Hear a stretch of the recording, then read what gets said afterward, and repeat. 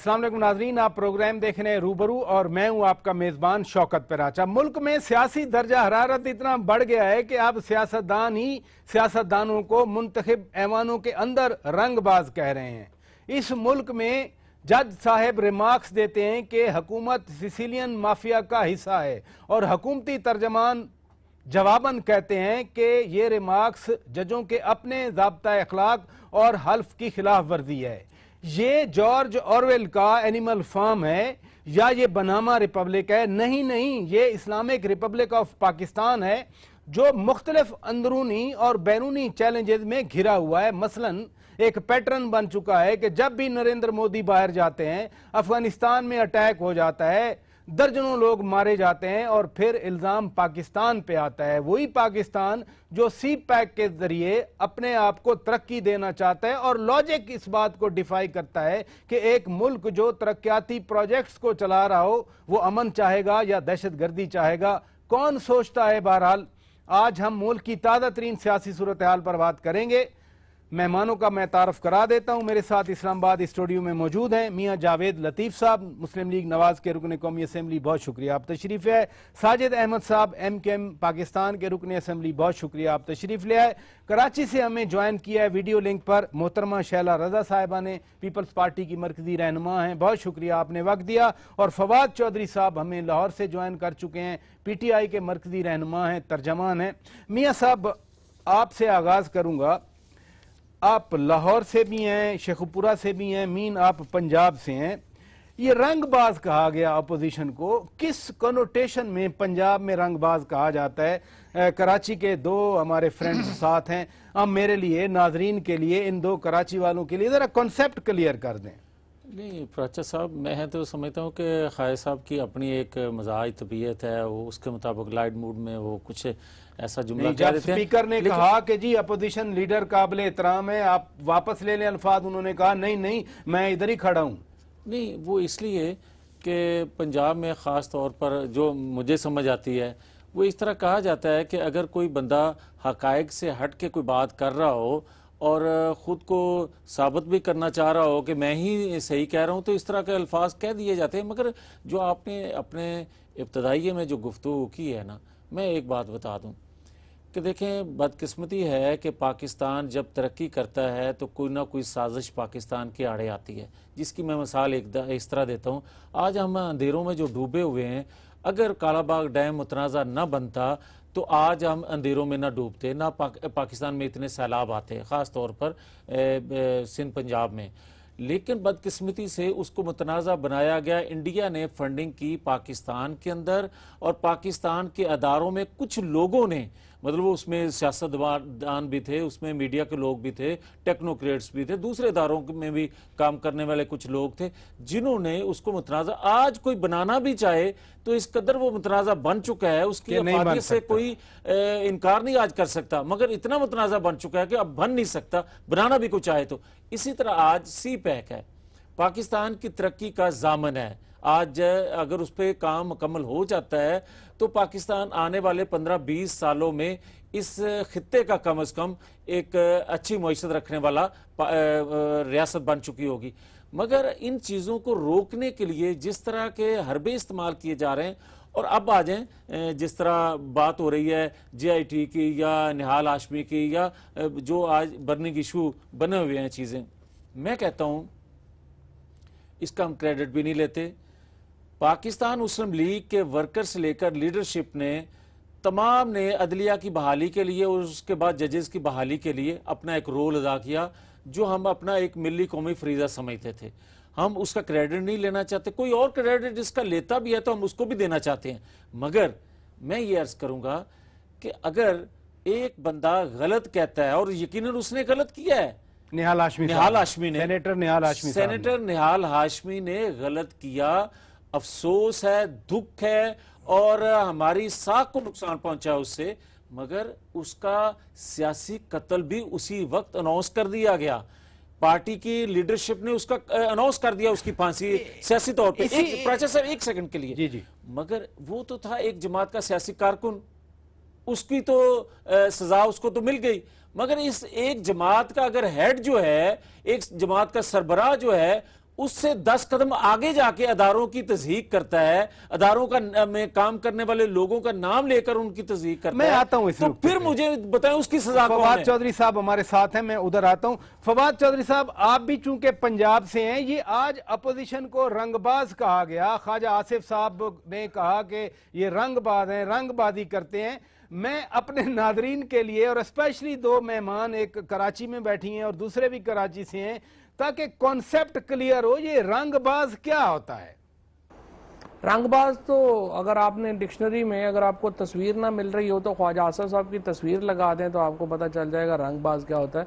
रंगबाज होता है जो कि धोखा देने वाला और अब चीज़ों को जो है वो एक्सप्लॉइट करने वाला, एक्सप्लॉइटर बेसिकली जिसको अंग्रेज़ी में कहते हैं, उसको रंगबाज कहते हैं। और ख्वाजा आसिफ साहब तो खैर माशाल्लाह मशहूर हैं, बचपन से जवानी तक और जवानी से बुढ़ापे तक उनका सफ़र ही रंगबाजियों में गुजरा है।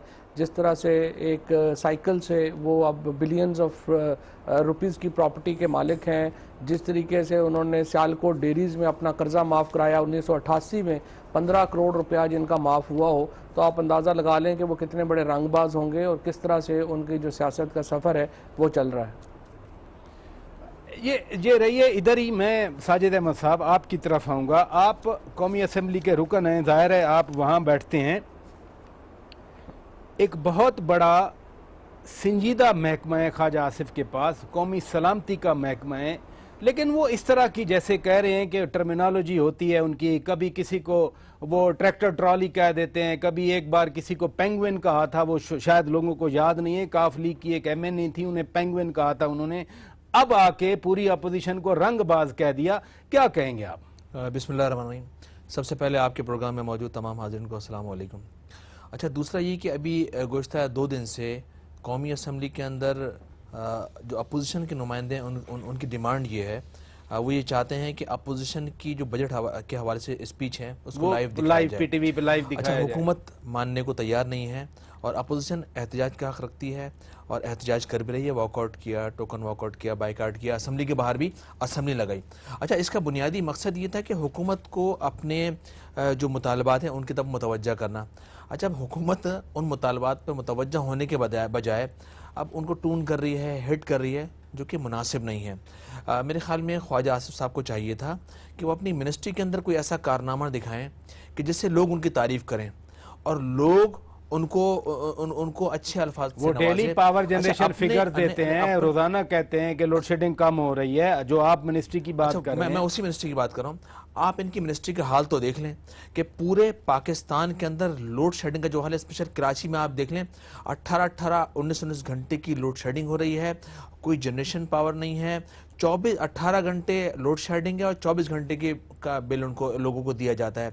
तो ये तो इनके शोबे का हाल है। तो इनको ही चाहिए था कि अपने शोबे पर तवज्जो देते और अपने शोबे को अपग्रेड करते, आगे ले जाते, ताकि लोग इनकी तारीफ करते। अच्छा, आप इनको अपने शोबे में दिखाने के लिए कुछ है नहीं, तो बेहतर ये कि ये भी लोगों की तवज्जो ये तवज्जो हटाने के लिए इसी नुक्ते पर ये अच्छे तौर तरीका इसी नुक्ते पर ये शैला रज़ा साहिबा आपकी तरफ आऊंगा। अपोजिशन स्ट्राइक पे है, जैसे साजिद अहमद साहब कह रहे हैं, रुकन है कौमी असम्बली के, वुज़रा मनाने जाते हैं, पहले दिन वो नहीं आते। आज चूंकि खुर्शीद शाह साहब ने जैसे कहा कि लग रहा है कि इदारों का टकराव होने जा रहा है और अपोजिशन की जिम्मेदारी है, एक मिनिस्टर साहब गए, वो मनाए, अपोजिशन वापस आ गई, दूसरे मिनिस्टर साहब खड़े हो गए, उन्होंने कहा कि अपोजिशन रंगबाज है। क्या कहेंगी आप?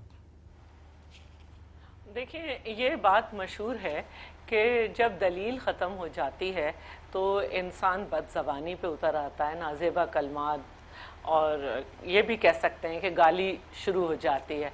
अब मामला ये है कि ये बजट तो बना कर बैठ गए फिगर देकर, लेकिन चाहे इकनॉमिक सर्वे हो, चाहे कोई भी हो, सब जगह से पता चल रहा है कि जी IMF की तारीख में आज तक जब से हम ले रहे हैं कर्जा, इतना बड़ा कर्जा नहीं लिया गया।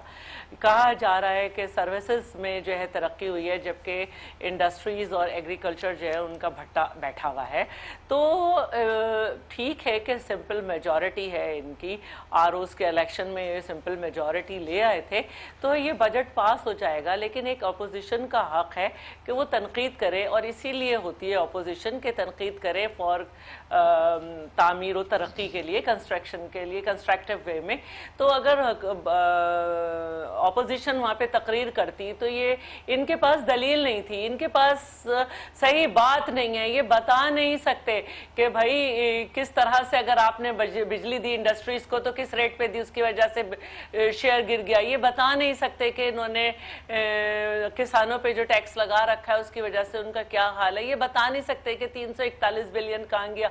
ये बता नहीं सकते कि इन्होंने जो है वो ऑन गोइंग मंसूबों पे काम नहीं किया, बल्कि रोजाना नए MOU साइन किए हैं, और LNG से जो इन्होंने माहिदा किया है वो तमाम दुनिया में जो ममालिक के माहिदा हुआ है उस रेट से बहुत ज्यादा बढ़ के। तो ये अपने कमीशन की दास्तानों को जब अपोजिशन के लोग स्पीचेस करेंगे तो इनको मसला होगा और बात दुनिया तक जाएगी। तो इन्होंने उसको डिक्टेटर जहन की, क्योंकि ये एक पैदावार है तो डिक्टेटर की, तो इन्होंने कहा कि ओके जी मीडिया तक रसाई न दी जाए। ये सिंध असेंबली तो है नहीं कि हर मीडिया वहां पे होता है। तो उसके जवाब में ऑपोजिशन ने जब बाहर बात की तो फिर इस तरह की बातें शुरू हो गई। ख्वाजा आसिफ ने तो जो आज ये हिम्मतें हैं मुस्लिम लीग की कि गुमनाम खत से लेके तर्जुमान का सब कुछ चल रहा है, क्या नहीं कहा इदारों के लोगों को असेंबली में। लेकिन मसला यही है कि ये बातें किसी और पार्टी ने नहीं की, वरना तो उसका हशर बुरा हो चुका होता। चले इसी नुक्ते पे रहिए, इसी नुक्ते पे रहिए। नादरीन, ब्रेक का वक्त हुआ है। ब्रेक के बाद जब वापस आएंगे, पहले हुसैन नवाज 3 दिन खड़े रहे JIT के सामने, ग्रिल हुए, जो भी हेडलाइंस बनी। आज हसन नवाज भी गए थे। जरा इन इश्यूज पर बात करेंगे क्योंकि मरियम नवाज साहिबा का भी ट्वीट आया आज। ये इश्यूज हैं, ब्रेक के बाद हम उन पे बात करेंगे। Stay with us. Welcome back नाजरीन, आप प्रोग्राम रूबरू देख रहे हैं और हम मुल्क की ताज़ा तरीन सियासी सूरत हाल पर बात कर रहे हैं। आप मियाँ साहब अभी कह रहे थे कि कंटेनर्स पे खड़े होकर लोगों ने इदारों के खिलाफ क्या बातें नहीं की। जाहिर है जब कंटेनर की बात आए, इमरान खान की तरफ इशारा होता है, डॉक्टर ताहिरुल कादरी की तरफ इशारा होता है। वो तो अभी नहीं है सीन पे, इमरान खान है। आप तो फिर हुकूमत हैं, आप किससे शिकायत कर रहे हैं? अगर उन्होंने ये बातें की हैं, उन्होंने कोई कानून की खिलाफ वर्जी की है, आप तो हुकूमत हैं, आप तो एक्ट करें। फिर देखिए, गुजारिश ये है, मैं तो बतौर पाकिस्तानी की एक बात कर रहा हूँ और बतौर पाकिस्तानी तमाम अदारों को अपना रोना दुखड़ा सुना रहा हूँ जो एक पाकिस्तानी का है। मैं ये कहता हूँ कि अगर जर्नैलों के मुतल्लक आप गुफ्तगू करेंगे, और जो गुफ्तगू इमरान खान साहब की कोर्ट भी हुई, आप चीफ जस्टिस के साबका जो थे उनके बारे में बात करोगे और बाद में माफ़ी मांगोगे, फिर मुकर जाओगे कि मैंने कोई माफ़ी नहीं मांगी। आप इलेक्शन कमीशन के मुतल्लिक बात करोगे और फिर माफ़ी मांगोगे, फिर कहोगे कि मैंने कोई बात नहीं की, माफ़ी नहीं मांगी, उस पर मैं कायम हूँ। मैं ये कहना चाहता हूँ कि जमात का वर्कर जो है अगर वो गलती करता है तो उसका हिसाब एहतसाब करने के लिए उसका पार्टी का सरबराह मौजूद होता है। लोग तवक्को रखते हैं, अदारे तवक्को रखते हैं कि उसका पार्टी का सरबराह जो है उसकी सरजनश करेगा, उसको सजा देगा। लेकिन अगर किसी जमात का सरबराह खुद ही ऐसा काम करना शुरू कर दे तो अदारे या लोग या उसकी जमात के लोग या दूसरी जमातों के लोग जो हैं, वर्कर जो हैं, वो किसको देखेंगे?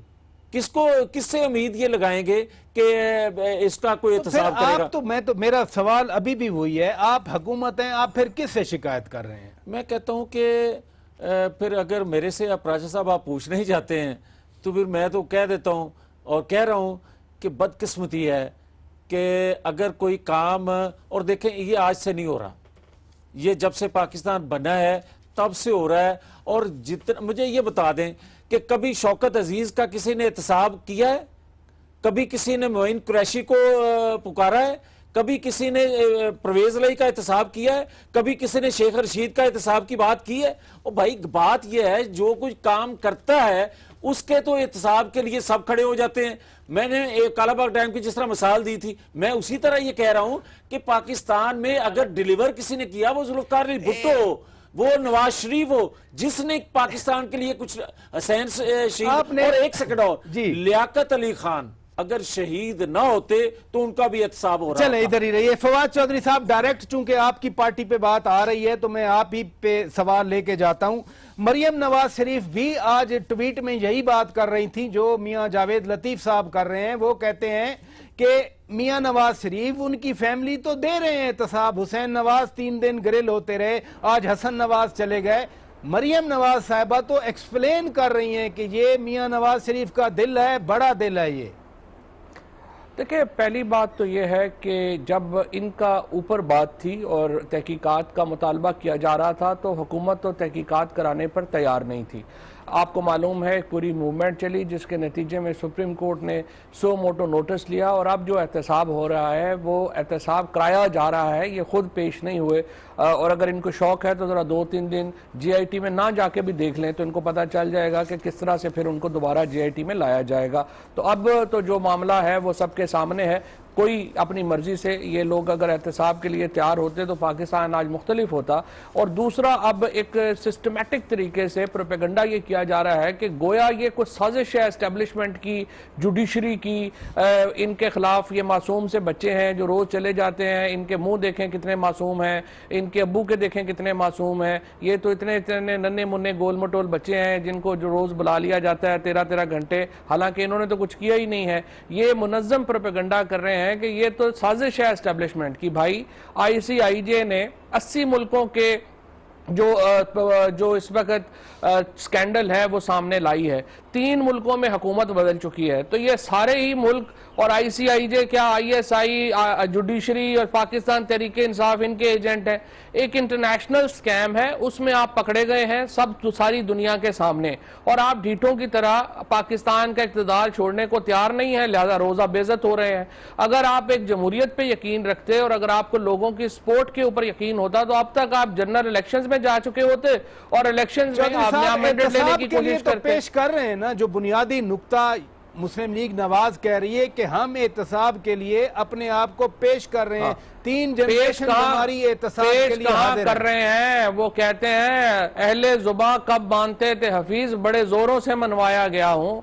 ये कहाँ पेश कर रहे थे, इनको तो घसीट के लाए हैं बड़ी मुश्किल से। और ये जद्दोजहद है 1 साल की इमरान खान की और तहरीक इंसाफ की, जिसके बाद जो है अब तलाशी हो रही है और बड़ी तगड़ी तलाशी हो रही है। और चीखें आपको बाहर रोज सुनाई देती हैं। आपने देखा है जो दरबारी साथ जाते हैं उनकी चीखें साथ इसी नुक्ते मुझे आगे बढ़ना है। 1 सेकंड के लिए गुजारिश ये है कि अभी बात हुई है कि एहतसाब लिया जा रहा है और ये पेश नहीं होते, पेश करवाया जा रहा है। मैं भी तो यही कह रहा हूँ। मैं ये कह रहा हूँ कि 2000 में जब परवेज मुशर्रफ थे, उस वक्त जो ट्रायल हो रहा था, उस वक्त जो इन्वेस्टिगेशन हो रही थी, उस वक्त जो शरीफ फैमिली का एहतसाब हुआ, वो तो उस वक्त इक़्तिदार में हम लोग नहीं थे। उस वक्त हुआ था ना, सुनाए हो गई थी, मेरा बावजूद एक एहतसाब हुआ ना।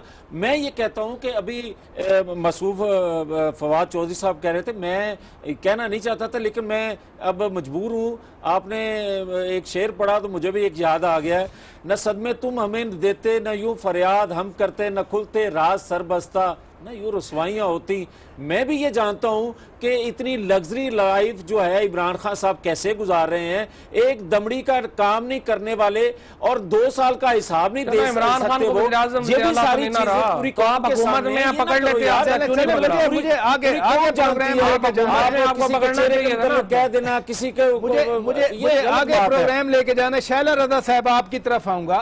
अभी मियां जावेद लतीफ साहब कह रहे थे कि मोइन कुरैशी का एहतसाब नहीं होता, किसी और का नहीं होता। जुल्फकार अली भुट्टो ने कुर्बानी दी, नवाज शरीफ ने कुर्बानी दी, हुसैन नवाज भी परसों यही कह रहे थे कि सोहरवर्दी से लेकर आज तक हमारा ही एहतसाब हो रहा है। आपकी पार्टी भी तो मोर और लेस ये शिकायत करती रही है माजी में। देखिए, इस वक्त फवाद भी यहाँ बैठे हुए हैं और वकील भी हैं। यूसुफ रज़ा गिलानी के केस में ये खुद कहते हैं कि उन्हें गलत डिस्क्वालीफाई किया गया। जुल्फ़कार अली भुट्टो के केस में पूरी दुनिया कहती है कि उनका जुडिशल मर्डर हुआ।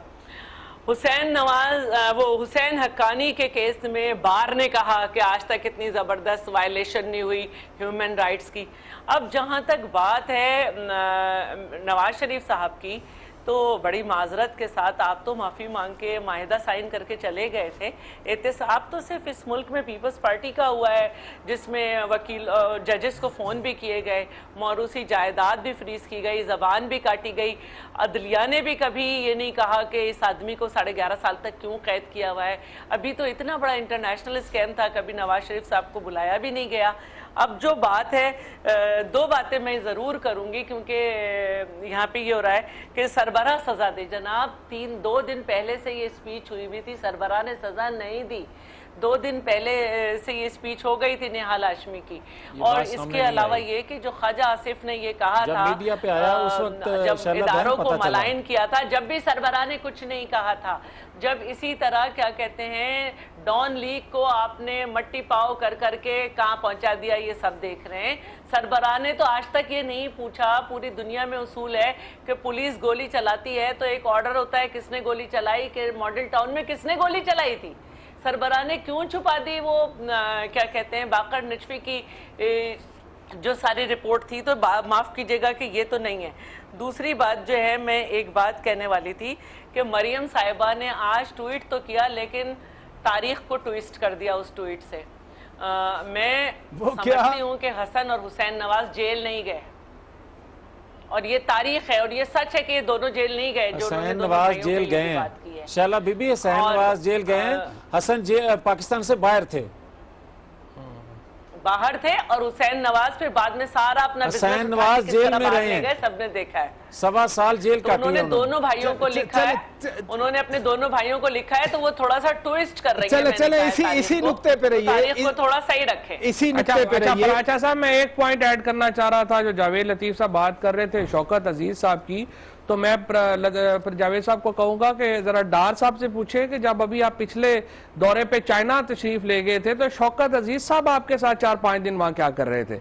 तो पहले जरा ताल्लुकात पता कर लें कि साग डार साहब के और शौकत अजीज साहब के और नवाज शरीफ साहब के आपस के ताल्लुकात कैसे हैं, फिर उन पे तनकीद करें कि रे भारी ना पै जाए। चल मियां साहब, मुझे साजिद अहमद साहब बैठे हैं। साजिद अहमद साहब, बात हो रही है पॉलिटिकल विक्टिमाइजेशन के कॉन्सेप्ट्स की, जो हुसैन नवाज साहब बात कर रहे थे, जो मियां साहब बात कर रहे थे, जो शैला रजा साहिबा ने अभी बात की।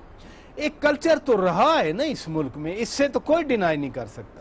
देखिए पराजा साहब, नंबर 1 ये कि पाकिस्तान में आज तक जो हकीकी एहतसाब कहते हैं वो कभी किसी का नहीं हुआ। मैं ये समझता हूँ जो लोग 11 साल जेलों में रह गए, मुल्क से बाहर चला गया, वो इसलिए मैं बोल रहा हूँ कि देखें इस मुल्क के अंदर जब भी गवर्नमेंट गिराई गई किसी की भी, मिसाल के तौर पर मुस्लिम लीग नून की 2 मरतबा गवर्नमेंट गिराई गई, 2 मरतबा पीपल्स पार्टी की गवर्नमेंट गिराई गई, उन पर मुल्क दुश्मनी के इल्ज़ाम लगाए गए, रियासत के ख़िलाफ़ काम करने के इल्ज़ाम लगाए गए, और बल्कि एक तरफ तो गिराने वाले ने लगाए और दूसरी तरफ जमातों ने भी लगाए जो अपोजिशन में थी और सिक्योरिटी रिस्क कहते रहे, करार दिया। अच्छा, उसके बाद हुआ ये कि सिर्फ गवर्नमेंट गिरा दी गई। मिसाल के तौर पर मुझे अच्छी तरह याद है कि मोहतरमा बेनज़ीर भुट्टो शहीद, जिस वक्त उनकी लगारी साहब ने गवर्नमेंट गिराई थी तो उन पे चार्ज ये लगाया था कि कराची में एक्स्ट्रा जुडिशियल किलिंग हुई है, पहला वो बेस बनाया, लेकिन गवर्नमेंट गिरा दी, कोई एहतसाब नहीं हुआ, किसी को चार्ज नहीं किया गया। और सिर्फ गवर्नमेंट गिराना, इख्तियार से हटाना एहतसाब नहीं होता, बल्कि उसको पाया तकमील तक पहुंचाना, उसको कोर्ट में ले जाना और कोई पनिश भी होनी चाहिए पाकिस्तान के अंदर। अच्छा, सिर्फ हुआ ये कि वक्ती तौर पर सियासी गवर्नमेंट पाकिस्तान के अंदर गिराई गई और फिर वही लोग, वही जमातें दोबारा से हुक्मरान बन के आ गए, वही गवर्नमेंट बना ली उन लोगों ने, वही जमातें दोबारा से आ गई। इसका मतलब ये हो कि या तो जब उनको पहले उनका गवर्नमेंट गिराई गई थी, गलत गिराई गई थी, या फिर वो दोबारा आ गए, वो गलत था। तो इसका मतलब ये हुआ कि इंसाफ किसी के साथ नहीं हुआ, इंसाफ पाकिस्तान में, यही तो क्वेश्चन है, सारा क्वेश्चन इसी क्वेश्चन की तो बात हो रही है साजिद भाई। पाकिस्तान के अंदर जो लोग हैं वो सफर करते रहे, पानी बिजली लोगों से छीन लिया गया, इलेक्ट्रिसिटी आज तक लोगों को नहीं मिल रही, लोड शेडिंग आज भी पाकिस्तान के अंदर है। इसका मतलब ये हो गया कि ना तो हकीकी लीडरशिप पाकिस्तान के अंदर है, मुझे ब्रेक जुमला लेने लीडरशिप पाकिस्तान के अंदर है, और ना ही हकीकी जमात पाकिस्तान के अंदर है, और ना ही हकीकी एहतसाब आज तक पाकिस्तान के अंदर हो चुका है। इसका मतलब ये हो गया, इसका मतलब ये हो गया कि ये सिलसिला इसी तरह चलता रहेगा। मिसाल के तौर पर आज जो हो रहा है, जो आज हो रहा है, मैं तो आज के कॉन्टेक्स्ट में बात, माजी के तजुर्बे को लेकर आप आज की बात करें तो ये पानामा केस जो चल रहा है, अगर हम माजी के मामलात को देखें, सूरत-ए-हाल को देखें, तो हो सकता है कि मुस्तकबिल में इनकी गवर्नमेंट गिरा दी जाए। चले मुझे ब्रेक के बाद मैं मियां साहब ब्रेक के बाद आपसे शुरू करूंगा। नाजरीन, ब्रेक का वक्त हुआ है, ब्रेक के बाद आप वापस आएंगे। जाहिर है ये अहम कौमी मामलात हैं, इन्हीं को आगे बढ़ाएंगे। Stay with us.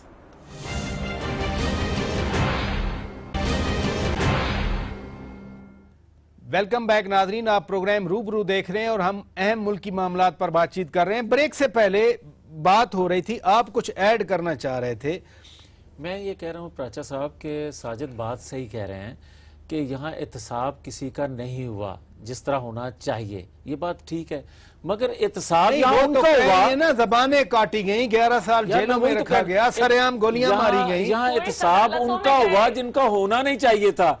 और ये मैं की बात क्यों कह रहा हूँ, 12 मई को वहां जो कराची में जो कुछ हुआ ताकत का मुजाहरा, उसका तो 2007 को, उसका तो आज तक एहतसाब नहीं हुआ, उस पर तो किसी पर FIR नहीं हुई आज तक। और मसूफ जो इमरान खान साहब हैं, जस्टिस साहब 5 साल तो रहे, वो कर देते ना। मैं यही तो कहता हूँ ना, जिनके जुलूस पे जिनका, मैं आऊंगा, अब मैं आपके पास एक सेकंड, लेकिन यहाँ एक लीडर ने पुलिस वैन से मुलजिमों को छुड़वाया, इमरान खान साहब ने लोगों के सर फोड़े, इमरान खान साहब के कहने पे पुलिस वालों की हड्डियां टूट गई और खुद जाकर पुलिस वैन से मुलजिमों को छुड़वा लाए। ये अगर एहतसाब इनका भी नहीं होगा, इनको कोई पूछेगा ही नहीं, और मैं अब फिर आप सवाल करेंगे आप हुकूमत में आप क्यों नहीं कर रहे, भाई बात क्या है, मैं अथॉरिटी आपके पास है, 144 आप नाफिज करते हैं, 245 के तहत आप लॉ इन्फोर्समेंट को बुलाते हैं, रेंजर्स हैं पाकिस्तान में। नोटिस कई दफा लिया गया। मैं कहता हूं कि इमरान खान के मुतल्लिक जो अदारों के मुतल्लिक वो बात करते हैं, आज तक इनके मुतल्लिक क्यों नहीं नोटिस? Valid enough. जी शैला रजा साहिबा, आप बात करना चाह रही थी। मैं ये कहना चाहूंगी कि जनाब भुट्टो साहब को जो फांसी हुई वो गलत मुकदमे में हुई, डायरेक्ट हाई कोर्ट में चला केस। उसके अलावा 17 लोगों को जो फांसी हुई उसमें 18 साल से कम उम्र उस्मान गनी भी था। इस तरह के फांसी के केस हैं कि सुने तो शर्म आएगी। 86,480 कोड़े मारे गए। मोहतरमा को सुइस अदालतों से लेके सब जगह हुकूमत खुद कंप्लेनर बन के गई। इतना कड़ा हिसाब था कि खानदानी जायदाद भी जो है उसको फ्रीज कर दिया गया था। अच्छा, कोई भी केस आसिफ अली जरदारी साहब का चले बगैर खत्म नहीं हुआ, चाहे वो BMW हो, ब्लैक प्रिंस हो, चाहे कुछ हो। दूसरी बात, हामिद सईद काजमी का हमारे जमाने से एहतसाब शुरू हुआ था, बरी हुए। चौथी बात मैं ये कहूंगी कि हाँ, इस्टेब्लिशमेंट ने पीपल्स पार्टी के अगेंस्ट, पीपल्स पार्टी की दुश्मनी में, सियासी दबाव की दुश्मनी में जो सियासी जमातें क्रिएट की, जो लीडर बनाए, वो आज भुगत रहे हैं, उनको तोड़ रहे हैं, उनको देख रहे हैं और देख रहे हैं कि क्या हो रहा है, तो वो बिलबिला रहे हैं क्योंकि उनके कभी एहतसाब ही नहीं हुए। हमने आज तो डॉक्टर फिरदौस आशिक, एक मिनट, आज तो डॉक्टर फिरदौस आशिक आवाम PTI में गई हैं, बाकायदा अखबार में इश्तिहार लगा है उनको वेलकम करने का। मेरी बात सुन लें। अल्ताफ हुसैन ने कहा कि मेरी ख्वाहिश है, ये पाकिस्तान जो है इंडिया में जाके कहा नासूर है, और उसने GM सैयद ने कहा कि मेरी ख्वाहिश है कि मैं थर के रास्ते टैंक से आऊं, एक तरफ तिरंगा लहरा रहा हो और एक तरफ GA सिंध का, और chief of army staff general Zia ने जाके उन्हें गुलदस्ते पेश किए, उनको कुव्वतें बना दिया। इधर ख्वाजा आसिफ से लेके क्या क्या कहते रहे, 9 घंटे तक लिंक दिया दुश्मन मुल्क को, और इंडिया हमें बुरा भला कहता रहा हमारे इधर ही रहिए शैला रजा साहिबा, फिर वो ये करेंगे। इधर ही रहिए प्लीज। फवाद चौधरी साहब, मैं आता हूँ, एक सेकंड के लिए प्लीज। मैं ये कहता हूँ कि शैला बीबी बात सही कह रही हैं। उस वक्त एक वक्त था कि जुल्फकार अली भुट्टो, एंटी जुल्फकार अली भुट्टो लोगों को इकट्ठा किया जाता था। आज नवाज शरीफ एंटी नवाज शरीफ करके फवाद चौधरी साहब यहाँ को बनाया था, यहाँ जिलानी ने जाके बनाया था, आपके उसको भी अयूब ने फिर बनाया था, उसको भी अयूब ने बनाया था। मैंने आगे बढ़ना, आगे बढ़ाने। फवाद चौधरी साहब आप भुगते, फवाद चौधरी साहब, फिर जनरल अयूब ने फिर जो मैंने आगे बढ़ना है, मियां साहब आगे बढ़ना है, आगे। फवाद चौधरी साहब, इदारों के हवाले से सेनेटर निहाल हाशमी ने बात की तो पार्टी ने एक्शन ले लिया। मियां जावेद लतीफ साहब कह रहे हैं कि पार्टी चेयरमैन, यकीनन आपकी पार्टी के चेयरमैन जनाब इमरान खान के हवाले से कह रहे हैं, आपने सुन लिया, क्या कहेंगे आप? देखिए, पहली तो बात यह है कि जावेद लतीफ साहब जो हैं वो एक सियासी कारकुन है, और किसी भी सियासी कारकुन के लिए बड़ी शर्मनाक बात है अगर वो पॉलिटिकल प्रोटेस्ट को टेररिज्म समझे और उसके ऊपर टेररिस्ट का लेबल लगा के उसके खिलाफ कार्रवाई करे। मिसाल के तौर के ऊपर मैं याद कराना चाहता हूँ मियाँ साहब को कि जब जुडिशली की इफ्तिखार चौधरी की बहाली की तहरीक थी तो नवाज शरीफ साहब ने गुजरांवाला में पुलिस वालों को ये कहा कि आप अहकामात मानने से इनकार कर दें। उसके बाद एक ASP साहब आए, उन्होंने अपनी बेल्ट उतारी और नवाज शरीफ साहब ने उनको स्टेज पर प्यार किया और कहा कि आज से आपके तमाम उम्र के अखराजात जो हैं वो मेरे ज़िम्मे हैं। इसके अलावा लॉन्ग मार्च में इससे पहले तहरीक निजात हुई, वहाँ पर नवाज शरीफ साहब ने तमाम स्टेट अथॉरिटीज़ को चैलेंज किया, पुलिस वालों को मारा गया, सेनेट के ऊपर, पार्लियामेंट के ऊपर कई दफ़ा जो है वो ये हमला किया गया। इसके बाद आपको याद होगा मेमो कमीशन जब आया तो नवाज शरीफ साहब खुद काली कोट और टाई पहनकर सुप्रीम कोर्ट में चले गए और उन्होंने फौज की उस साजिश का पूरा भरपूर साथ दिया, बजाय इसके कि उस वक्त भी वो साइन हुआ था आपका पीपल्स पार्टी और PMLN में मुआहदा, लेकिन उसको बस पुश डाल के नवाज शरीफ साहब गए। तो अपने लिए हर चीज हलाल है, अपने लिए हर चीज जायज है, लेकिन जो ही कोई अपोजिशन में आदमी करे, एहतजाज करे, आपकी हरकतों के खिलाफ प्रोटेस्ट करे, तो आप उसके खिलाफ टेररिज्म का केस चलाना चाहते हैं। चर साहब इसी नुक्ते पे रहिए। साजिद भाई, अच्छा मैं भी ये कहना चाह रहा हूँ कि फिर एहतसाब नहीं हुई तमाम चीज़ें, ये ना ये सियासी कार्रवाई हो गई पाकिस्तान के अंदर जो गुज़श्ता कई दहाइयों से जारी हैं। अच्छा, अगर नहीं, नवाज शरीफ का एहतसाब तो ICIJ से शुरू हुआ है भाई, उसका पाकिस्तान से क्या ताल्लुक है? एहतसाब हुआ है तो मेरे ख्याल में कराची में महाजरों के साथ उनका एहतसाब मुकम्मल हुआ है। उनके खिलाफ बार बार ऑपरेशन किए गए हैं, मारा पीटा गया है, एक नस्ल कट गई, एक नस्ल जेलों के अंदर है, एक नस्ल को एक्सेप्ट किया नहीं जा रहा है। तो फिर इसका जहां इंसाफ नहीं होता वहां अमन कभी कायम नहीं हो सकता। जहां इंसाफ नहीं होगा, जहां पर ईमानदारी नहीं होगी, जहां रूल्स रेगुलेशंस नहीं होंगे, फिर वहां पर यही निजाम होगा जो चल रहा है कि जिसकी लाठी उसकी भैंस, जिसके हाथ में ताकत नहीं। देखे ना अदालतें हैं, वक्त के सरबराह, वक्त के वजीर आजम जो हैवी मैंडेट रखते हैं, वो अदालतों में जाहिर है उन्हीं के खिलाफ केस चल रहा है। इससे बड़ा निजाम क्या डिलीवर करे? फिर मेरी समझ में ये नहीं आ रहा कि एक वजीर आजम जब हटता है उस पर आप चार्ज इतने बड़े लगा देते हैं कि सिक्योरिटी रिस्क करार दे देते हैं। पाकिस्तान की तारीख में ये नहीं हुआ कि ये इल्ज़ामात नहीं लगे पीपल्स पार्टी की रहनुमाओं पर कि इन्होंने सिखों की लिस्टें उठाकर भारत को दे दी थी पूरी, जो फ्रीडम फाइट लड़ रहे थे, जिससे फ़ायदा पाकिस्तान को फ़ायदा था। तो उस वक्त जब इतने बड़े इल्ज़ामात लगे लोगों पर, बड़े बड़े सिरे महल के इल्ज़ामात लगे कि लोगों ने बना लिए, इलेक्शन कमीशन किसी से मांग रहा है कि आप हिसाबात दें। JIT प्रोब कर रही है ना, जो इल्जामात लगे JIT क्या कर रही है? ये अगर भी कर रही है, अगर JIT अगर इस दफा इस मर्तबा पाकिस्तान की तारीख में हम भी कह रहे हैं कि बहुत बड़ा मुस्लिम लीग नून का एहतसाब होने जा रहा है कि जो भी मनी लॉन्ड्रिंग इन्होंने की है, जो पैसा पाकिस्तान से ट्रांसफर 3 जनरेशन का एहतसाब तो हो रहा है। अगर एहतसाब हो रहा है तो अगर का क्या तो उसका कोई रिजल्ट निकलना चाहिए। रिजल्ट ये ना हो कि आज एहतसाब हो, आज वक्ती तौर पर इनकी गवर्नमेंट को गिरा दिया जाए, कल दोबारा इख्तियार में लोग गॉड फादर से होना चाहिए। गॉड फादर से सिसिलियन माफिया तक तो कहा दिया गया। मायने हैं जी। शैला रज़ा साहब, एक चीज मैं और क्लियर मैं उनके वो कुछ कह जी प्लीज। देखिए, रिजल्ट के हर एक के पास अपने मायने हैं। अगर PMLN के हक में रिजल्ट है तो वो सही है, PTI के लिए गलत है, हमारे लिए गलत है। तो मेरा जो ये कहना है वो ये है कि आपके जो अदलिया है और जो दूसरे इदारे हैं वो इतने मजबूत होने चाहिए कि उनमें इंटरफेयर ना किया जा सके। जहाँ तक बात है, देखिए मैं एक बात बार बार कहूँगी कि इस मुल्क में बहुत सारे लोग मुख्तलिफ जगह से आए और वो यहीं बस गए, उन्होंने हिजरत नहीं की, वो सिर्फ उर्दू बोलने वाले नहीं है। और उर्दू बोलने वालों के साथ जो जुल्म अल्ताफ हुसैन ने किया, ये मैं आपको बताऊं, हरबा इस्तेमाल मैं आपको बताऊं, मेरा टाइम जो पैदावार है। अच्छा, उर्दू बोलने वालों को भी बताया गया कि आप मुहाजिर हैं, उन्होंने नाम खुद ही रखा, उनको बताया गया कि आप मुहाजिर हैं। मेरा आप प्रोग्राम का शैला रज़ा साहब, साजिद भाई साहब, प्रोग्राम का वक्त खत्म हो गया। बहुत शुक्रिया मियां जावेद लतीफ साहब, बहुत शुक्रिया साजिद अहमद साहब, बहुत शुक्रिया फवाद चौधरी साहब, शैला रज़ा साहिबा, बहुत शुक्रिया, आपने वक्त दिया। नाजरीन, हमारी तरफ से इतना कुछ। अपने मेज़बान शौकत पराचा को प्रोग्राम रूबरू से इजाज़त दीजिए। खुदा हाफिज।